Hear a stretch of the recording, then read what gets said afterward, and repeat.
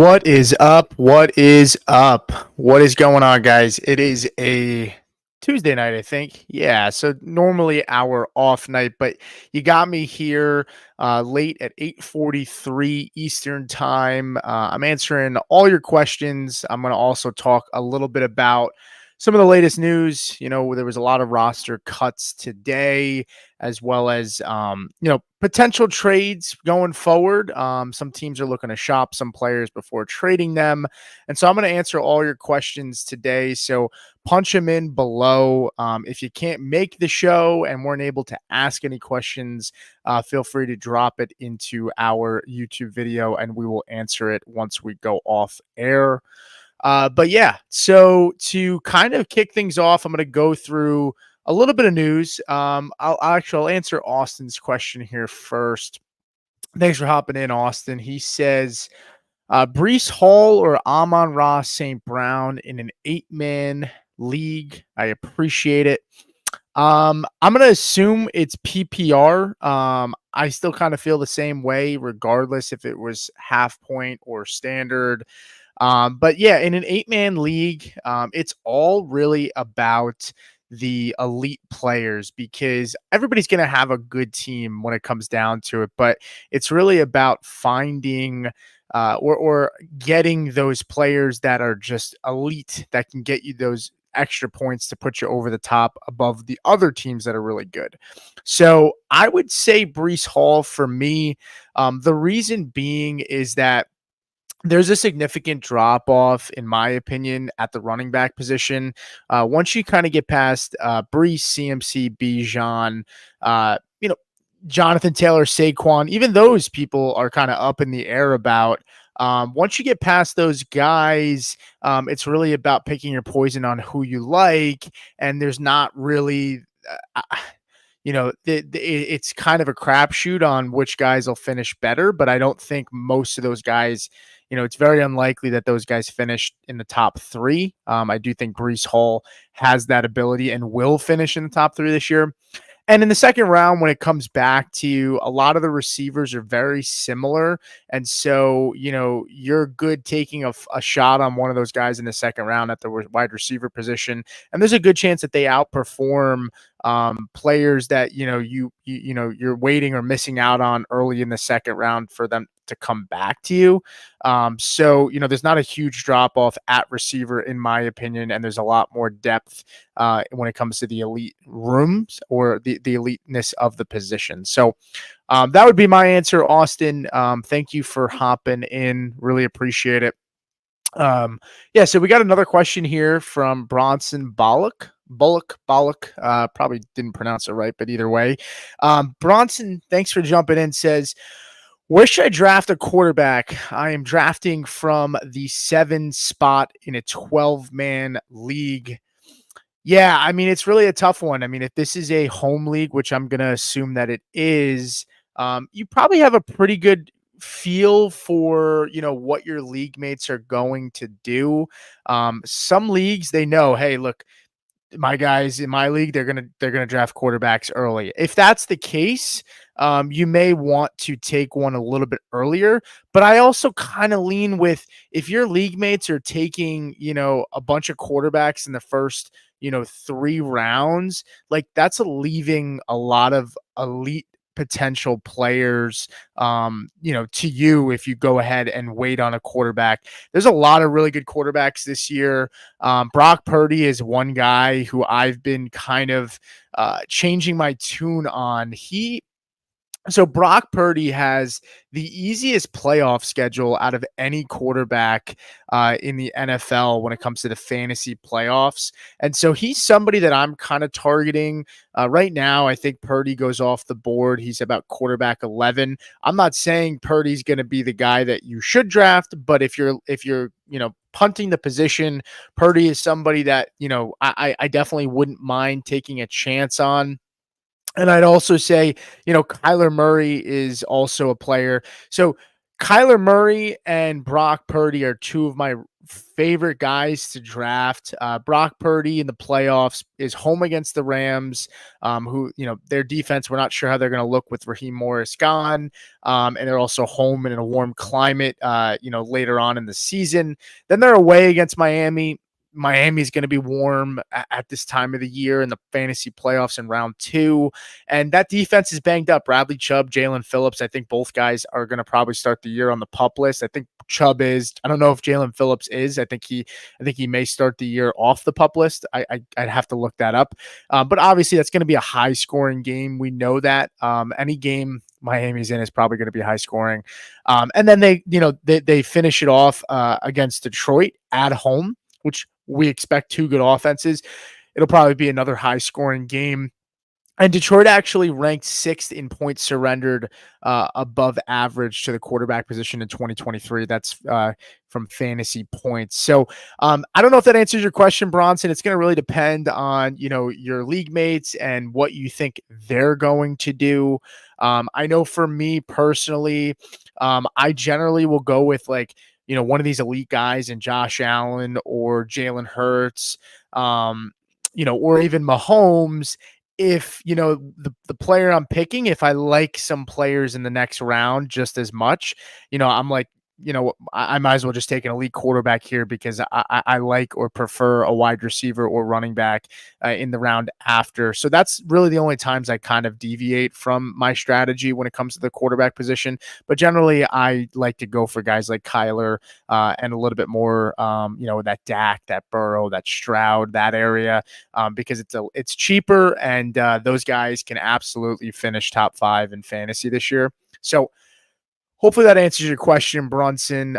Really appreciate it. Definitely a good question. So I appreciate you coming in. Austin came back and he said, so going double running back would be a no-go ? Was thinking Brees and Gibbs. Really appreciate the answer. This is in reference to his question earlier about Brees Hall or Amon-Ra St. Brown at the 6 hole in an 8-man league. Look, I don't completely hate it, doubling up on running back either.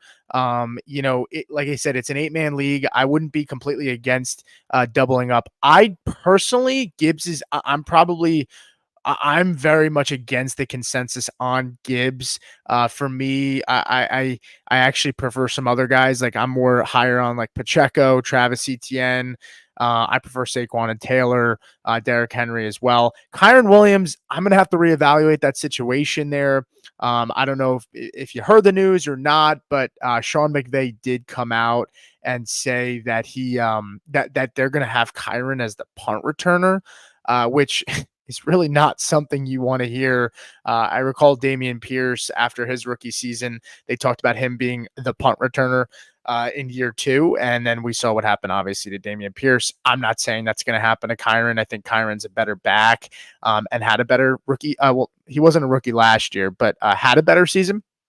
So, yeah, I'm kind of adjusting my rankings on Kyren, but to answer the initial question, I think it's totally fine to double up on running back because, again, in an 8-man league, like receivers, there's so much depth. Like I would definitely probably prioritize doubling up on the running back position if I were you. That would be my advice. But if you got any more questions, feel free to shoot them out. Another question here from Damon Zimbelman, Damon Zimbelman. I probably, again, not really the best at articulating and reading, so sorry about that.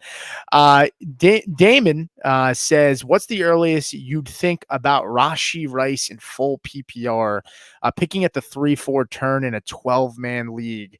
Let's take a look at Rashee Rice because, this is a guy who, yeah, I mean, he was pushed down the board very far. I mean, here we're sickos here at the Face Off Sports Network, and we've been drafting and being, like ears to the ground for months. We never really stopped. There's no off season for us.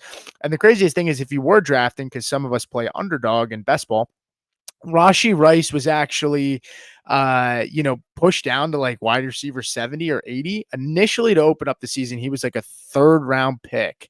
And then the suspension talk and them drafting Worthy kind of pushed him down. And then now he's kind of risen again because people are, willing to draft him. I've seen him go in at least best ball leagues as high as round 3. I don't think that's going to be the case for redraft. I'd be comfortable taking him around like the 6th round. So guys that are going around Rashi Rice, that I actually prefer Rice over. Let me take a look here. Yeah, so George Pickens, I prefer Rice. I T. Higgins, I would take Rice over Zay Flowers. I would take Rice over Tank Dell. And those are 3 guys going ahead of him. I would take Rice over Terry McLaurin too. Rice was, in the top 10 for red zone targets last season in the NFL, and the Kansas City Chiefs were actually 17th when it comes to scoring in the red zone last year. So I expect that number to go up, and I really like Rashi Rice. I think it's a good value, and it's a really good question. So hopefully I answered that for you. Derek comes in here and says, thoughts on Cincinnati running back situation.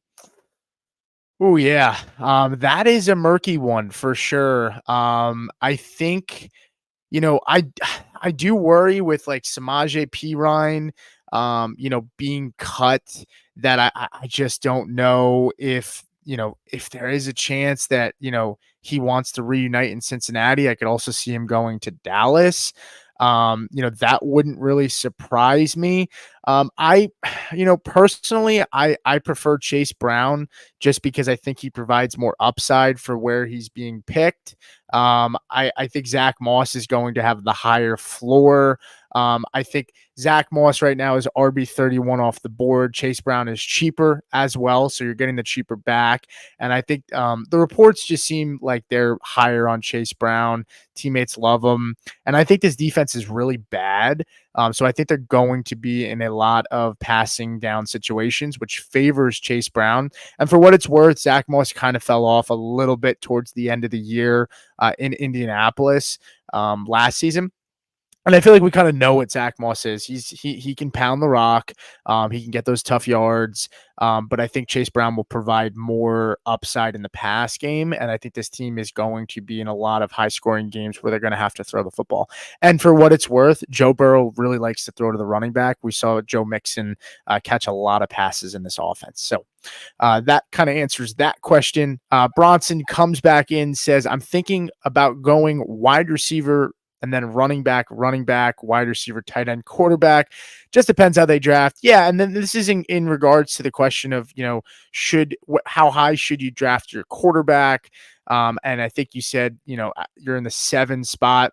Yeah, I really don't mind this. I would say personally for me, like, that's a good spot to draft a tight end as well, with your, 5th or 6th round pick, because I think there's a drop off for me. Like, it's I'm looking at the tight end position this year, and like I don't want to, it's Kelsey, it's Laporta, it's McBride, it's Andrews, it's Kincaid, it's Kittle, it's Pitts, it's Ingram, it's Jake Ferguson. After Jake Ferguson, who's the 9th tight end off the board in most drafts at the 7th round, I'll be pretty upset with myself if I didn't secure one of those tight ends. David Njoku, I love the talent. I'm not sure what to expect with Deshaun Watson. It wasn't like Njoku broke out with Watson.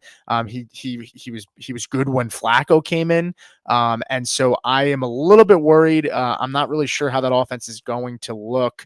And so I really want to draft one of those tight ends. And I think where you're looking at, obviously it depends how the board falls. I think tight end, like if you can land even like an Evan Ingram, who I think is like has the best value of all the tight ends that I just named in the top 9, I'd be pretty happy with that. And just so you know, Evan Ingram in a 12-man league is going off at round 605 on average, and that is per 4for4, which pulls the ADP from sources of Underdog, CBS, ESPN, the FFPC, which is high stakes, NFL.com, Yahoo, and BB10s.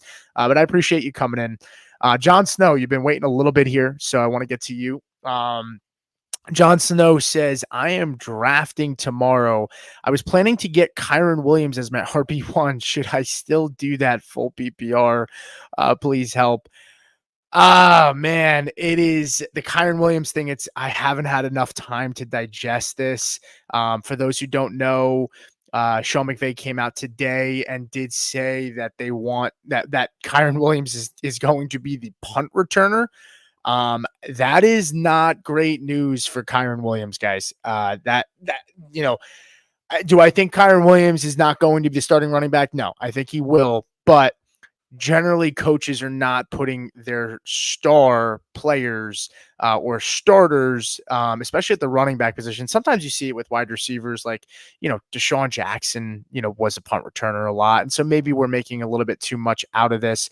But running backs, like, you don't want a running back punt returning because, like, they're getting a lot of work throughout the game. So why would you provide more wear and tear on them at the punt return position? And it's also a dangerous position. I mean, how many times do we see guys get their heads taken off because a defender, didn't see the ball not drop in, or they're just coming at full speed and it's a bang bang play. So to answer your question, if Kyron falls, if your league mates are nervous about Kyron and he slips to the third round, yes, I would absolutely hammer that on Kyron and take that discount. And then realistically, just go and draft Blake Corum. Kyron Williams right now is RB7 off the board, but this is currently, but this news came out a few hours ago. Like, this could fluctuate and change. If your league mates are sharp, they may be avoiding him because of the news, or they may just be overreacting. So there's a chance you can get Kyron maybe in the third round, and I'd feel comfortable taking that. And then look, if you want, go. I generally don't cuff my own running backs, but in high powered offenses, I do. And Blake Corum's RB40 off the board. You can get him in round 10. Go back up your guy in Kyron if you do that. But that would be my answer for you, John. If you have any other questions on that, I'm happy to follow up. We still have a bunch of questions in here. Let me just grab a sip of water. Give me 1 second.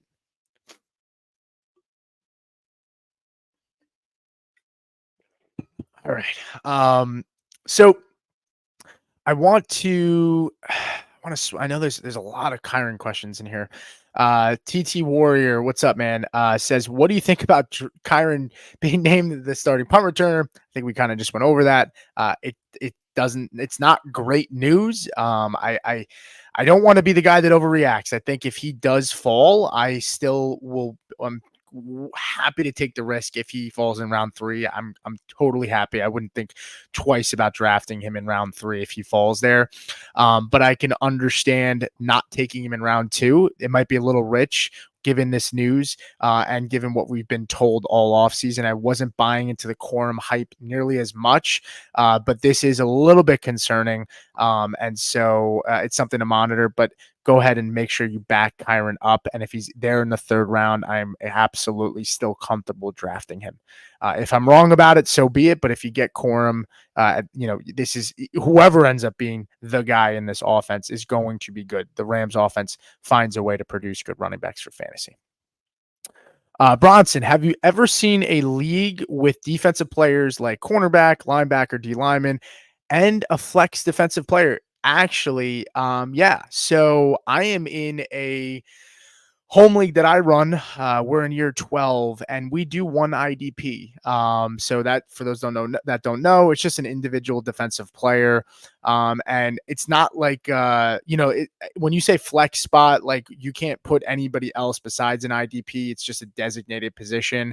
I think it's fun. A lot of people might say, they don't like it. They don't enjoy it. I think it adds a little bit of strategy and element to the game. There's people that are in strict IDP leagues. Outer Rhythm, who's a friend of the show, he runs a full IDP league. If it's something that you're interested in, I can definitely hook you up. Just shoot me a message on X at Supernova with 2 R's 38. But I think it's a lot of fun. It adds a lot of strategy and adds just a little more piece to the puzzle. But I think it's fun and worth a try if you haven't done so.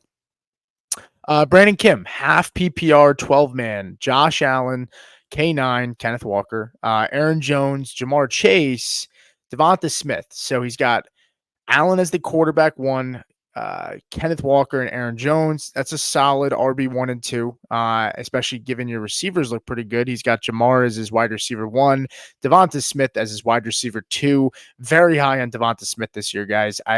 I am very excited that the acquisition of Jahan Dotson, is exciting for me because Devonta Smith will probably play in that power slot role in the Kellen Moore offense. And if you remember seeing CeeDee Lamb in the Kellen Moore offense, the power slot role is where Devonta will play majority. And his stats, I don't have them in front of me, but he is a monster in the slot. His yards per route run are extremely high. So I like Devonta Smith this year. Evan Ingram, great value. Scored 2 touchdowns in the preseason game. Don't want to put too much stock into that, but the connection is there with Lawrence. Jaden Reed. So flex play Jaden Reed, Jalen Warren, Gus Edwards. Also have Ty Chandler for the Aaron Jones handcuff. Yeah, this is a solid team. I think from a starting standpoint, I don't know what the format is, but if you're starting 2 wide receivers, 2 running backs, a tight end, and a flex, Jaden Reed as your flex is very solid. And Devonta and Jamar, those are 2 really strong wide receiver 1s and 2s. And I really like Kenneth Walker. I think he's a sleeper this year. I am a little down on Aaron Jones after the JJ McCarthy news, but I still think he could be really good in this offense. And this is a really good offensive line with the Vikings.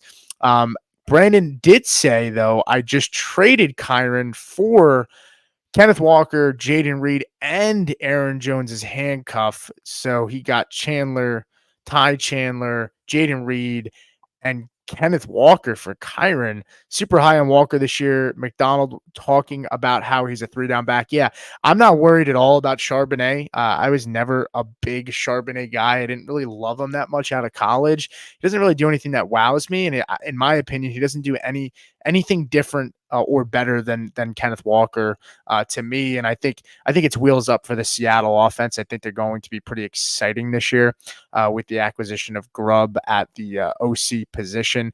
But I don't know if this is dynasty, Brandon. I'm assuming maybe redraft, but that's a hell of a haul for Kyren. And I absolutely like that a lot. So nice job on that trade. John Snow coming back in here says, who's a better RB1 in full PPR to pick up? Kyren, Devon Achane, Joe Mixon, or James Cook? I'm still going to say Kyren Williams here. I have Kyren Williams. I have Devon Achane is like my RB 12 or 13 this year. I think he has high upside, but the potential for limited games is a little bit scary for me. And so I think that hurts his complete output. So I'm still going with Kyren Williams as my RB1. But if you want upside and you're willing to take the risk, like Devon Achane could smash this year, but I still like Kyren as long as you're backing him up with Blake Corum. This team still likes him. Obviously, the punt return, kick return stuff is a little worrisome, but I still like him. And you are welcome, John. Jamie is in the chat. He says, hello, Albert. What is going on, guys? Appreciate you coming in. TT Warrior said I answered. Appreciate that. Let's see. What else we got here? Jamie says, most backup running back return punts. Makes sense. Kyren is the punt returner. Yeah, if you guys don't know, Jamie really does not like Kyren. Appreciate you coming in. He says Kyren will be a great backup to Corum. We can agree to disagree, but I think it's worth getting both guys, Jamie. John Snow says, love the Philly plaque in the back. Born and raised there. Yeah, let's go. I am born and raised in Jersey, from the Jersey Shore. We just bought up a house up in PA. I am a Phillies fan. I believe they're winning. I think last time I checked, the score was 4-0. Hopefully that stands. I think 5-0. I saw Aaron Nola had a shutout game. I don't know if he's still pitching at the moment. Let's see. No, he's pulled after 102 pitches, but 6 strikeouts, 4 hits, and a walk, no runs. Pretty good for Nola. Thanks for popping in, John. Nick R says, and by the way, guys, if you have any more questions, keep them coming. I'm still here. I'm happy to continue answering them. I'll probably be on for another 15 to 20 minutes. And if I don't answer any of them, as always, go to the YouTube video after this is closed out and just send a comment with your question, and I'll be happy to answer it for you. Nick R, what's up, Nick? Maybe a new face here, Nick. I feel like I recognize the logo, but I appreciate you coming in. Nick says, Keeper League can only keep one. Bijan at $58, Tank Dell at $1, or Jonathan Taylor at 11. Yeah, I'm gonna say Jonathan Taylor at 11, pretty comfortably for me. Jonathan Taylor's my RB4 actually, right behind Bijan, and then Saquon Barkley behind them. Um, Reason being is you're getting a huge discount, and Bijan for $58.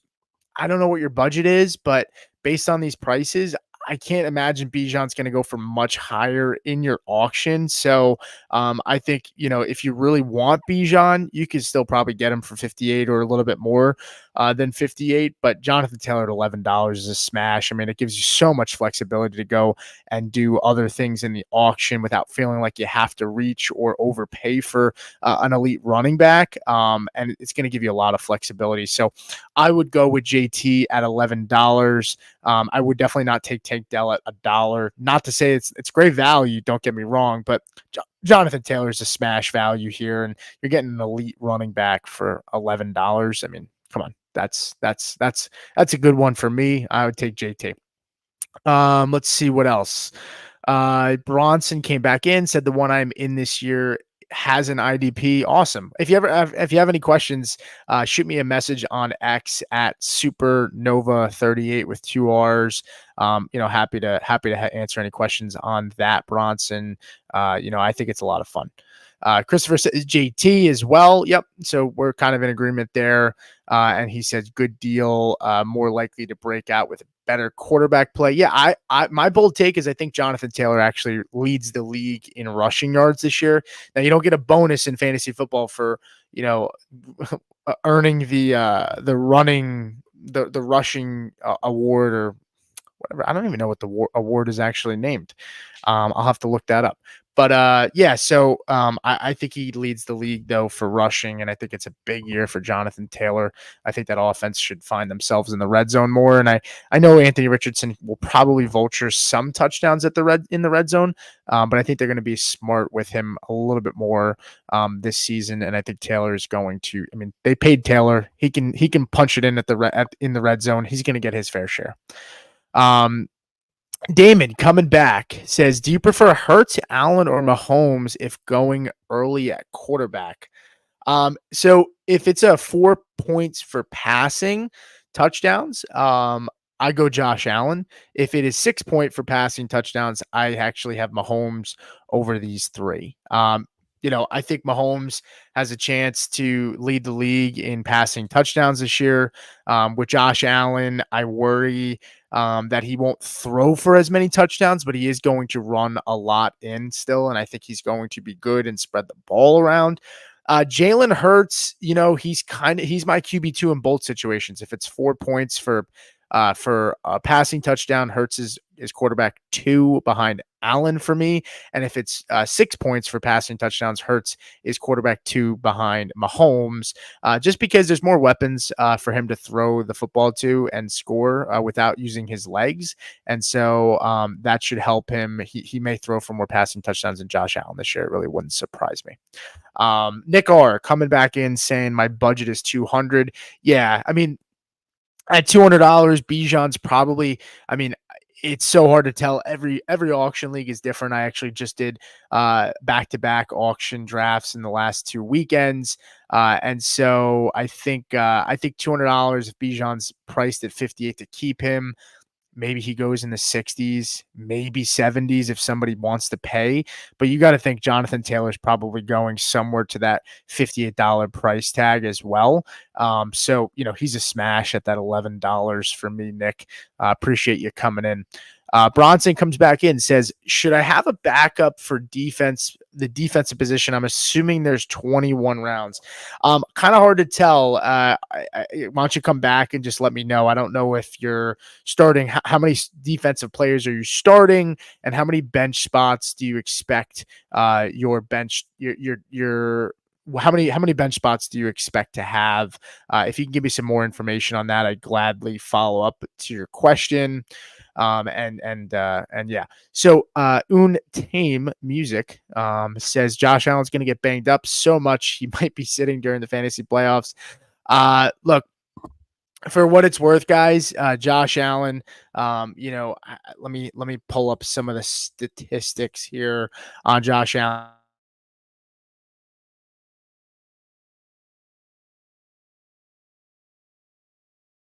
I mean, look, people are worried that maybe just a second.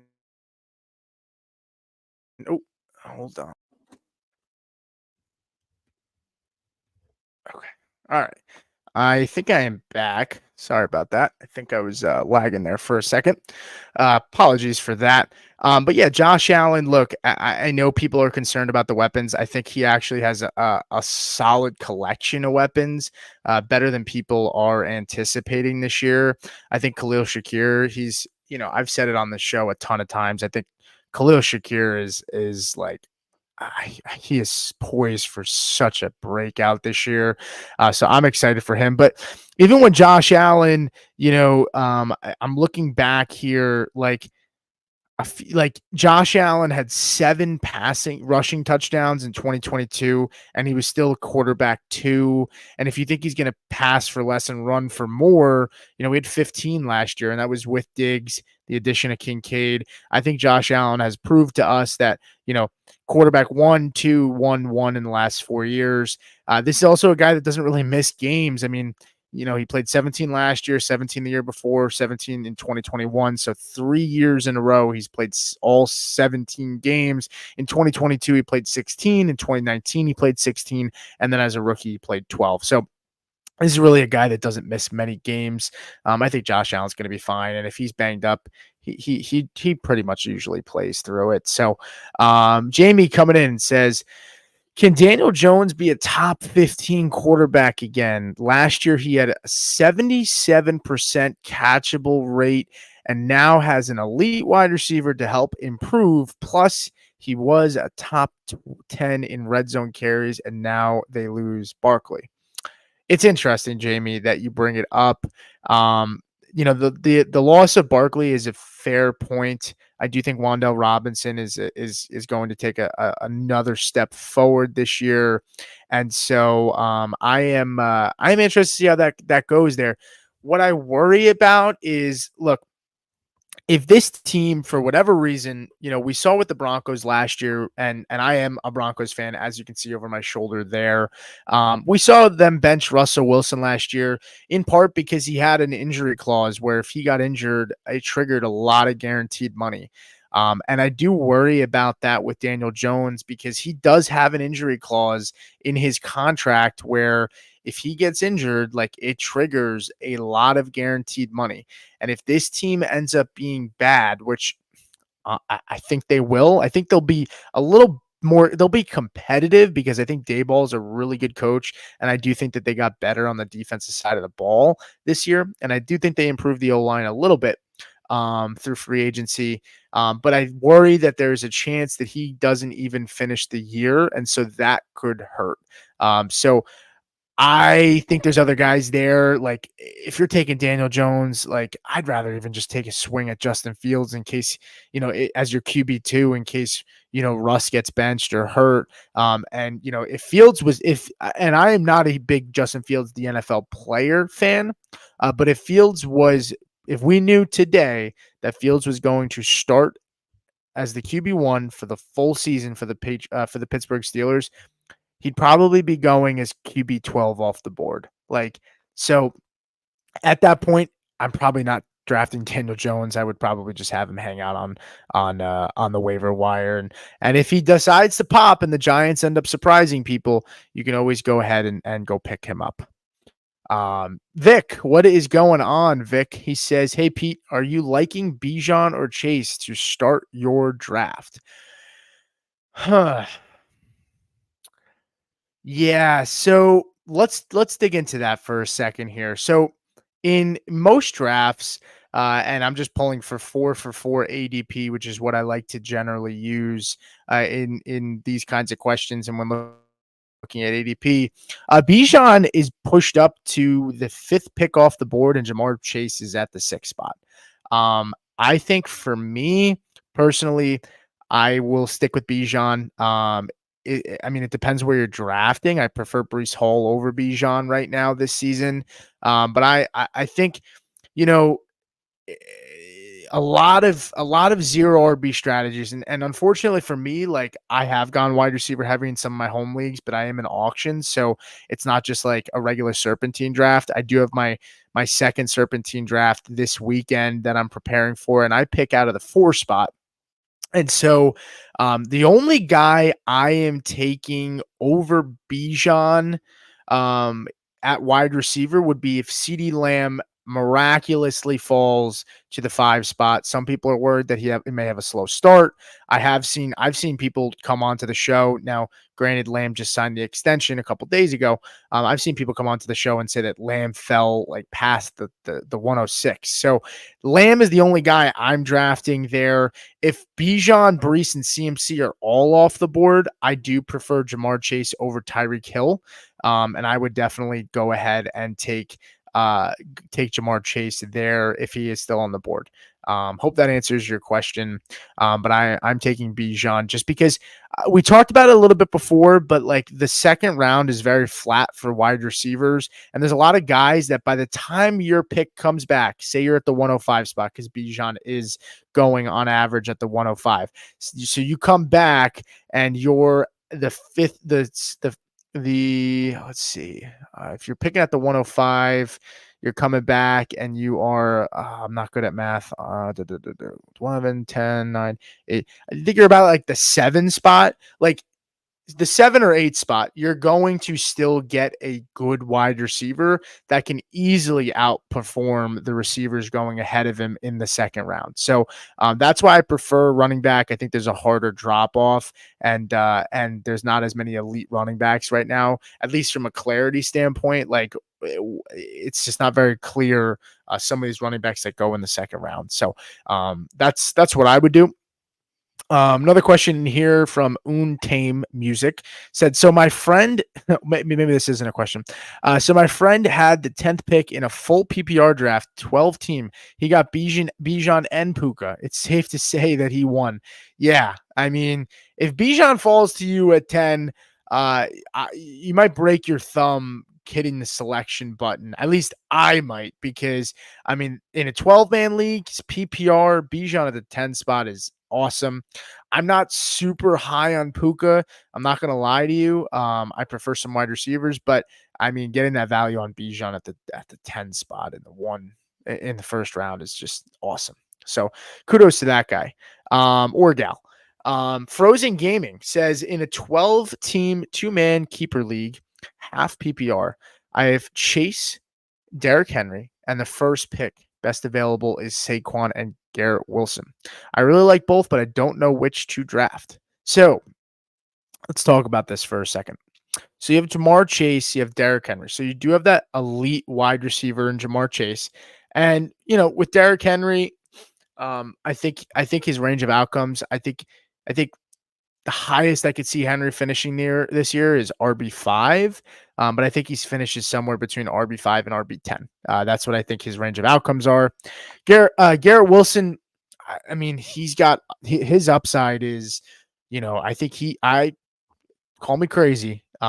If he finished as wide receiver 1 this year, it wouldn't surprise me. Do I think he does? No, but I think he's probably somewhere in that 3 to 5 range of finishes this year is a very strong possibility of where he finishes if Aaron Rodgers stays healthy.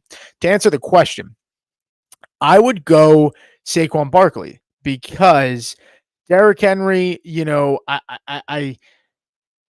you know, as your RB1, it's not terrible, but to get that kind of value where you already have an elite wide receiver in Jamar Chase. You don't have an elite running back. Derrick Henry, you know, could have a monster year this year, but you know, he is a little capped when it comes to the catching. You are half point PPR. I still prefer Saquon over Garrett Wilson just because you're so secure with Jamar Chase. So that would be my thing. I mean, to be able to have Saquon, Derrick Henry as your 2 RBs, and then Jamar Chase, that's a pretty sick 3-man lineup. Obviously, you're going to have to fill out the rest of your team, but I would definitely lean going Saquon Barkley in this scenario. Parker, what's going on? Parker says, should I take this? I get Devonta Smith and Anthony Richardson, and I give up Caleb Williams and Mike Evans. Yes, I would take that. I am a little concerned about I am a little concerned about Anthony Richardson staying healthy this year, but the upside is enormous. I actually have Devonta Smith. Let me check my rankings here really quick. Yeah, I think Mike Evans right now is my wide receiver 14, and Devonta Smith is my wide receiver 21. I don't think they're going to finish far apart, even though like my rankings are 14 for Evans and 21 for Smith. Like that variance there, that gap in points won't be nearly as high. I think the gap in points for Caleb Williams and Anthony Richardson will be high. I don't see Caleb Williams as a guy that can finish in the top 5 for fantasy. He's a rookie. He's going to have his growing pains. I think he's going to be good, and I think he can definitely outplay his ADP for where he's being drafted currently. But Anthony Richardson has the ability to be top 5 if he's healthy for the full year. We're talking about a guy that I think QB3 is his ceiling. I don't think he finishes higher than QB3 because I don't think he does anything better than Josh Allen or Jalen Hurts. And those guys provide just as good of rushing upside. So I would definitely take that if I were you, Parker. Thank you for jumping in with your question. Bronson coming back in and says, giving us a little more context. He said just one cornerback, one linebacker, one defensive lineman, and then a flex player on defense is starting. Yeah. So, I mean, for me, it depends on how many bench spots you have. I mean, the fact that you have to pretty much start 4 defensive players, I would consider maybe I would consider maybe having one defensive player on the bench because there's so many players in the NFL on defense, and so you can make up points. I mean, linebackers. There's pretty much middle linebackers. Most teams are in uh, a 3-4 these days, so they're starting a lot of like teams have 2 middle linebackers.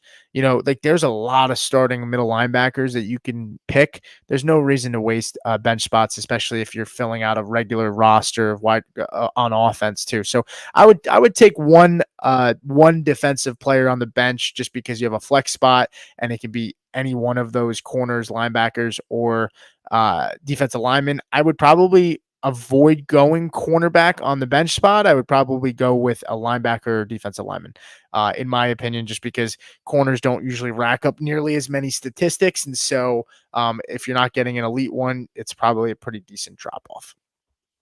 And Bronson also comes in and says, what wide receivers would you take over Hill? So Tyreek Hill, yeah, I mean, let me see my rankings here. So not many. It's just CeeDee Lamb and Jamar Chase. So my rankings are CeeDee Lamb, Jamar Chase, Tyreek Hill. That's tier 1 for me. My tier 2 is Amon-Ra St. Brown, AJ Brown, Garrett Wilson, Marvin Harrison, and Justin Jefferson. That is my actual rankings. Justin Jefferson is my wide receiver 8. I may be a little high on Marv at wide receiver 7, but I'm willing to. I'm willing to take that chance. I think he's going to be a monster this year. The only thing with Tyreek Hill, and I want to look it up actually and see. I don't know if he still has that hand brace, but that was a little bit concerning. I think Tyreek Hill is going to be amazing for fantasy this year. I think he's going to be just fine. It says the last thing we heard was 6 days ago, dealing with a thumb injury, but not expected to impact his week 1 availability. When I hear not expected, like, not that it concerns me, but I just don't really know what it is. Did he have surgery on it? We haven't heard that. Like, it says that he's probably going to play week 1, and I'm not worried about that. But I prefer Jamar and CeeDee Lamb. I just think they're going to have better years. I really do. I think this Bengals defense is going to be bad. I think Tyreek Hill has more weapons around him to get into the end zone over Jamar Chase. So I think Chase might actually, it's hard though, because Tyreek Hill just can score a touchdown from 80 yards out with just running around everybody. So he doesn't need to score in the red zone. But I still prefer Lamb and Chase over Hill, but it's close. You're splitting the hairs, really, to be completely honest with you. Vic coming back says, "What's your overall strategy with tight ends this year? Are you going hard for the top four, or are you going after Kittle Ingram tier?" Um, I think if Kelsey falls somehow to like round 4, I'm taking him. I think the discount that you can get on Trey McBride and Kincaid is pretty sweet. I feel more confident than on both of them than I do Pitts. I do like Pitts, but I think Kincaid and McBride can just be monsters this year, and you're getting them at like a round or 2 discount from Laporta and Kelsey. So I generally swing at those 2 guys and try to get one more elite, potential elite wide receiver, at the round where Kelsey and Laporta are going, which there's still a lot of good receivers in that round. It's usually round 3 or round 4. So that's usually my strategy. What I would say is, everybody has a strategy until they get punched in the face, right? So, if in that case, I miss out on those guys somehow, I will target like Evan Ingram. That's usually who I prefer in that Kittle, Ferguson tier where it's Kittle, Ingram, and Ferguson. I do think Pitts. I still am comfortable taking Pitts, but if I can get Ingram a round or 2 later, I probably avoid Pitts and go with Ingram just out of complete preference. I just think the discount's nice, and we saw Ingram have just a monster year last year. I think it was 141 targets. We will see regression, but I don't think it'll be severe. I still think he gets 100 targets this year, which will be completely fine. He's got yards after catch ability. Kittle is very boomer bust. He does worry me sometimes. If Brandon Ayuk does sit out, or if CMC misses time due to injury, Debo, I mean, all these guys get hurt on this team. Ingram just becomes a monster on the field for fantasy. It seems like when one guy's down, he just steps up and they input him into the game plan to be more of a wide receiver or more of a receiver. Yeah, good question. Appreciate you coming in, Vic. Jamie says, "Got my bold prediction show starting soon. Enjoy the rest." Hey, Jamie, good luck to you, man. Appreciate you popping in. Hopefully I can catch one of your shows next time. Bronson, how do you feel about St. Brown? You don't feel risky about Jamar Chase because of Joe Burrow's injury and him not coming to camp. Yeah, so there's I think with Jamar and the same with CeeDee Lamb, I would be worried if they were showing up for practice for week 1. So like next week, if they reported, that's where I'd be concerned about a slow start.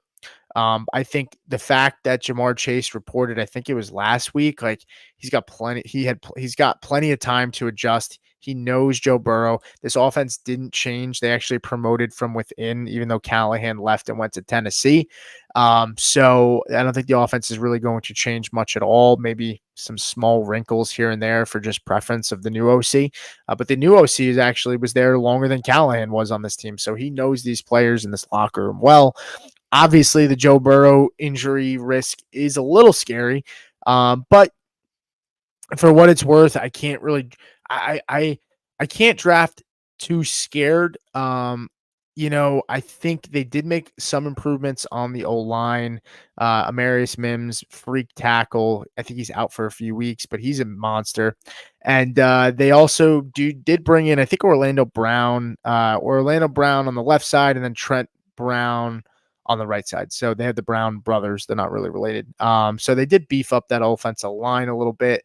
But I think St. Brown, to your question, is the safe play. He's going to get peppered, and he probably has more targets and catches, but I think Jamar Chase provides more boom. I think he will have more upside, and I think their defense is worse, so I think they're going to be in more games. And the one thing with St. Brown is, the Lions could rely a little bit more on their running attack. They don't really have a ton of weapons outside of Brown. I'm not a huge Jameson Williams fan. Obviously, they have Laporta, but they have 2 really good running backs. They don't have that with Jamar Chase and the Bengals. So I think that's part of the reason why. And For what it's worth, the Bengals are always in the top 10 for throwing the football. I think they were top 5 last year. I don't see that changing, especially with a really bad defense. So Untame Music says, talk a little bit about the Houston wide receivers. Yeah, so Houston wide receivers, I'm a big Nico Collins fan. I think he's the alpha in this room. I think if I am drafting anybody, it is Collins. I do think his price is a little bit expensive, but I am still comfortable. Like right now, he's at the 301. If you get Nico in the third round, like I am totally cool with that. Nico Collins is going in the third round. Some receivers that go right after him are Mike Evans, Debo Samuel. I prefer Nico over both of those guys. Cooper Cup, I prefer Nico over Cooper Cup as well. I think Cooper Cup could have a strong season. I actually have him as my wide receiver 20. So I think Cooper Cup has a chance to have a really strong year. I think finishing like low end wide receiver one is very possible for Cooper Cup. And then behind Cooper Cup, it's, Brandon Ayuk, who has fallen. People are a little worried about the holdout stuff and maybe a slow start for him, which we kind of just talked about with the other two wide receivers.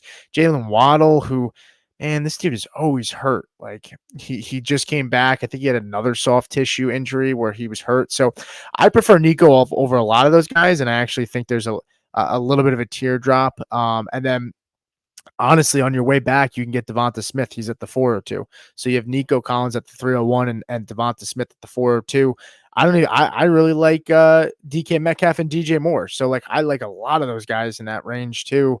A lot more than I like Brandon Ayuk, Jalen Waddle. So and Debo Samuel and Evans. So I really prefer Nico. And then honestly, not really high on Diggs this year.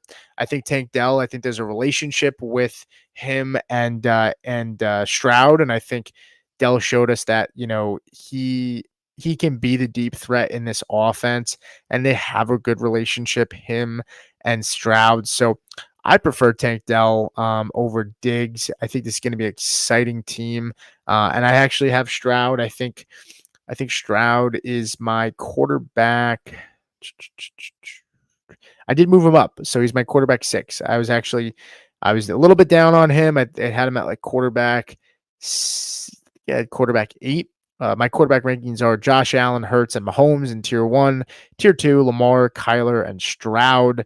Tier 3, Anthony Richardson, Joe Burrow, and Dak Prescott. And then Jordan Love at 10, Purdy at 11, Tua at 12, and Jared Goff, quarterback 7 last year, plays in 14 dome games, guys. I think he's got some sneaky value this year as well. So that's really kind of how I feel about those wide receivers, though. I am not touching Stephon Diggs at all. I'd even rather go Malik Neighbors, who's actually going the pick behind Stephon Diggs, or I'd rather go with one of these tight ends and Trey McBride or Mark Andrews, who are going 2 picks ahead of Diggs. Like to me, like that's a situation where you just go ahead and take that elite tight end at that point, instead of like the crapshoot of what Stephon Diggs could be. That's kind of where I would lean. So good question though. Vic says, thoughts on Palmer, Shakir, and Brian Thomas and JSN. Are you high on any? Oh man. So yeah, Khalil Shakir is probably my favorite player to roster this season. I think Pro Football Focus came out with a article that said Josh Allen and Khalil Shakir had the best connection in the NFL last year based on catchable target rate. So they were connecting very well. I think it was 91% of the passes that he threw to Shakir were catchable. So they were just pretty in sync last year. And so I really like Shakir this year. I think Joe Brady's going to use him well. And I think he's the guy that Josh Allen, is comfortable with. They've played together. The reports out of camp are very strong. So I like him.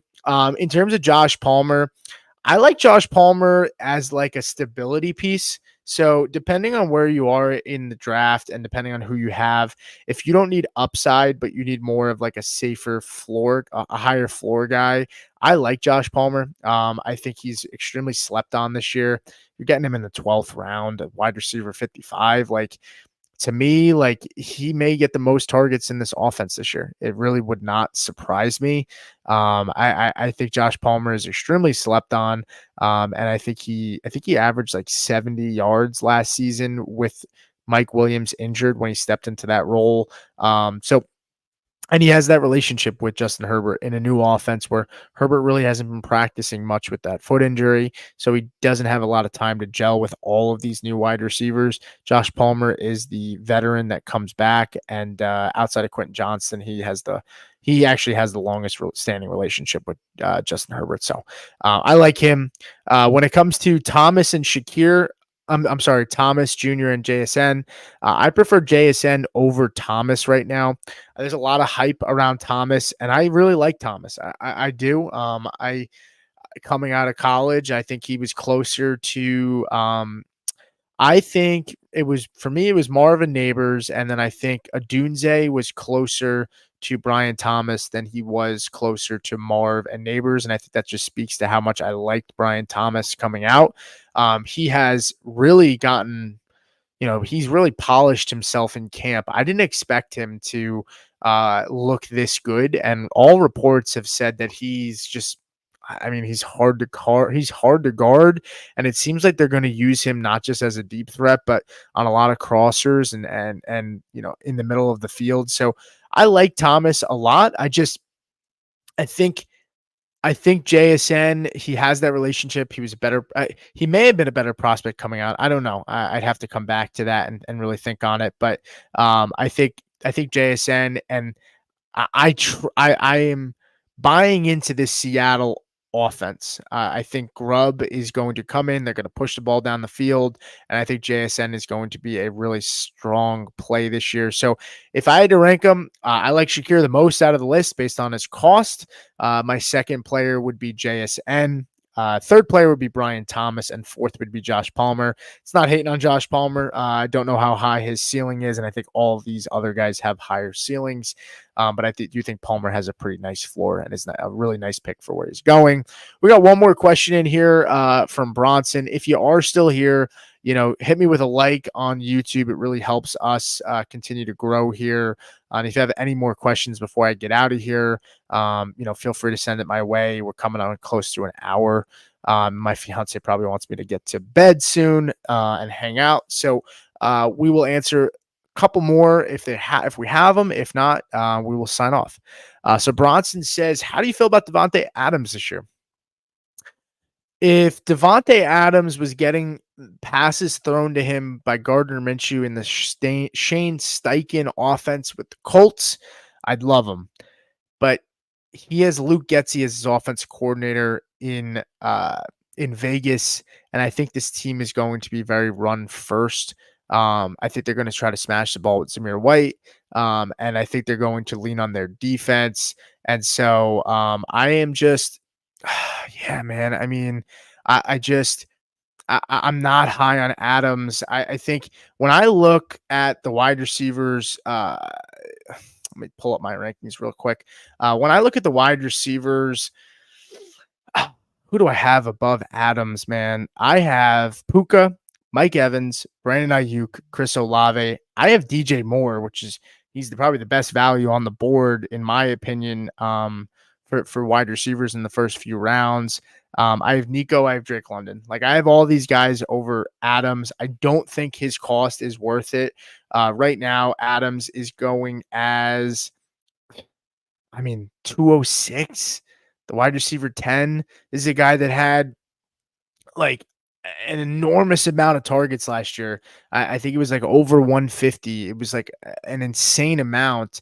And he's still like, I don't think he was top 10 in fantasy. Like, I just don't know. He may have the volume and he's a safer play, but I'm not going for safe at the 205 in my fantasy draft. Like, I want the upside. Like, give me, like, in my opinion, give me Chris Olave who's going a little bit later, like on the chance that Chris Olave is younger and is going to see just as many targets as Adams. But there is I think he's got a better play caller. He's got Clint Kubiak, and maybe Derek Carr can be Derek Carr in Oakland and Vegas. Who, as a Broncos fan, I'm not saying I love Derek Carr, but I think if we can even just get that kind of quarterback play for Chris Olave in New Orleans, like I think Olave can definitely be a top 12 fantasy wide receiver this year. And I like Drake London too over Adams, who's going a couple picks behind him. So yeah, I'm just not really super high on him.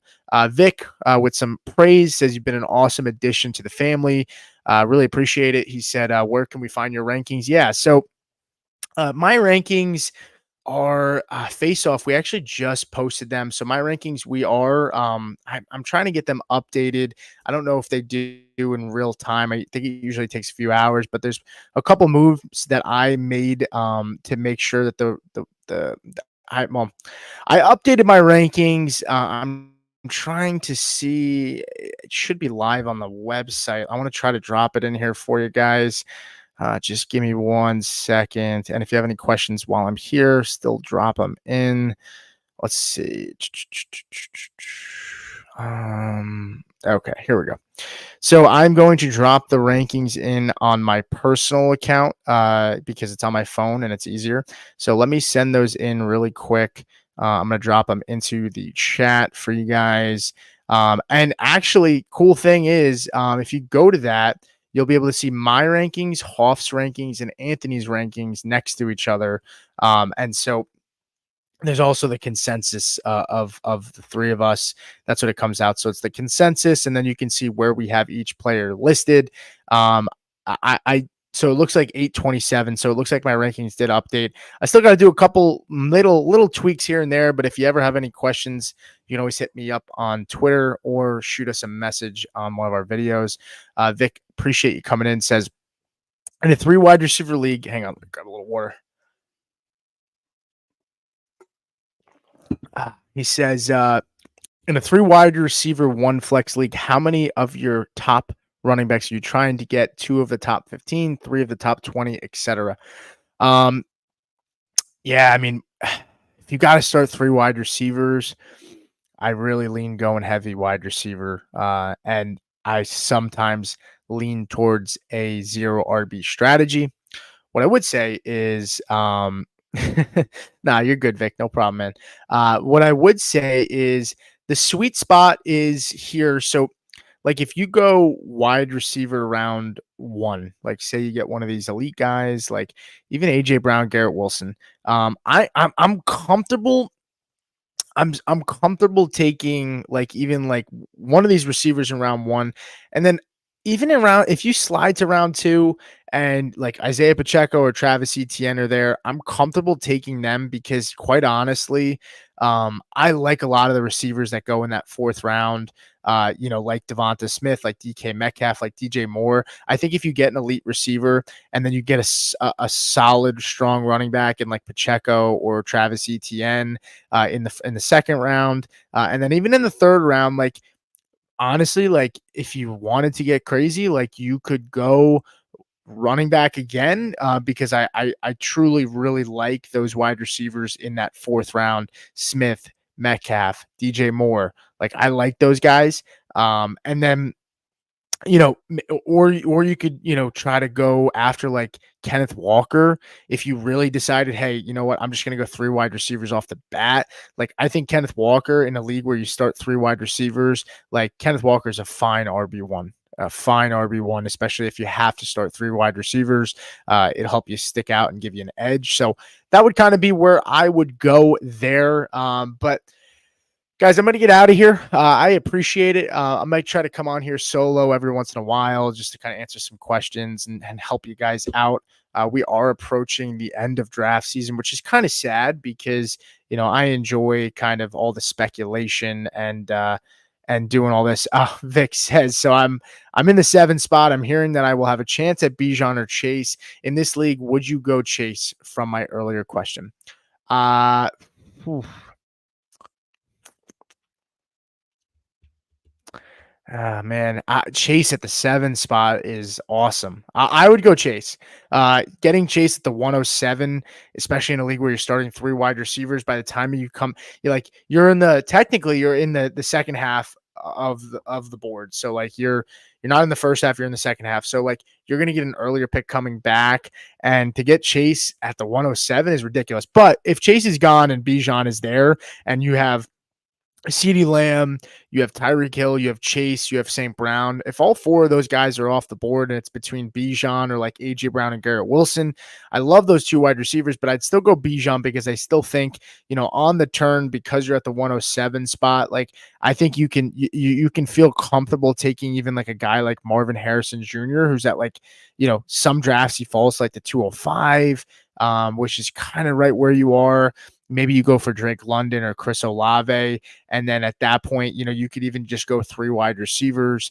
So I'm totally comfortable with that. But yeah, I would go Bijan if Chase is gone, but I think Chase is a smash at the 107, especially in a league where you got to start 3 wide receivers. That's a no-brainer for me. But I still don't. I still love Bijan if Chase ends up gone and a lot of those top receivers go off the board. So listen, guys, appreciate it. Did want to let you guys know we are doing a jersey giveaway. If you follow us on X, all you got to do is pretty much just shoot us a response to my latest post, sharing a screenshot that you subscribe to us on YouTube. We're giving away a signed Chris Johnson jersey that is authenticated. If you guys want to get in on that, let me know. Shoot me a message at Supernova38. That's 2 R's. We'll get you in that giveaway. But that's really it for me, guys. Really appreciate you guys all jumping in. Hit the like button if you haven't already, and I'll see you guys tomorrow.